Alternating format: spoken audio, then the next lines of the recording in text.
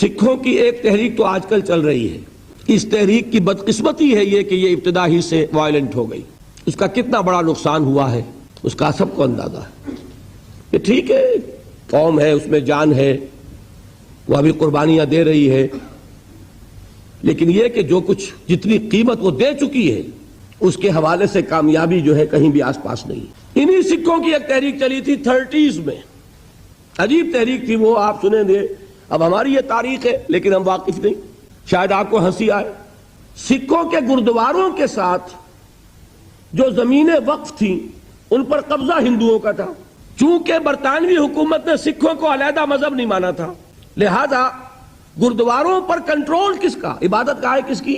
سکھوں کی. کنٹرول کس کا؟ ہندوؤں کا. تو ایک تحریک انہوں نے چلائی تھی، گردوارہ پربندھک کمیٹی کچھ اس طرح کا نام تھا اس کا. اس کا مقصد کیا تھا کہ ہماری عبادت گاہوں کا کنٹرول ہمارے پاس ہونا چاہیے.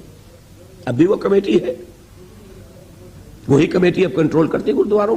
اب اس کے لیے ظاہر بات ہے کہ شیر کے منہ میں سے نوالا نکالنا آسان تو نہیں نا، تحریک چلانی پڑتی ہے. حقوق کوئی آسانی سے نہیں دیتا جب تک کہ آپ لینے کے قابل نہ ہو. انہیں تحریک چلانی پڑی. پولیس جیسے اب بھی ہے اس وقت بھی پیسے والے کے ساتھ تھی. پیسے والا کون تھا؟ بنیا. لہذا دفعہ 144. اب سکھوں کے جتھے نکلتے تھے 144 کو ڈیفائی کر دیں. ان جتھوں کا مجھے ایک صاحب نے آنکھوں دیکھا حال بتایا ہے، ابھی وہ زندہ ہیں. 69 علامہ اقبال روڈ لاہور پر، جو شخص جائے جا کے ویریفائی کر لے. حاجی عبد الواحد صاحب 1930 کے ایم اے ہیں انگلش کے. وہ فرماتے ہیں کہ میں نے اپنی آنکھوں سے دیکھا جتھا نکلتا تھا، لیکن سکھوں کے اس جتھے کو جو ڈیفائی کر رہا ہے 144 کو، دفعہ 144 کی خلاف ورزی، انہیں حکم تھا ہاتھ باندھے رکھو.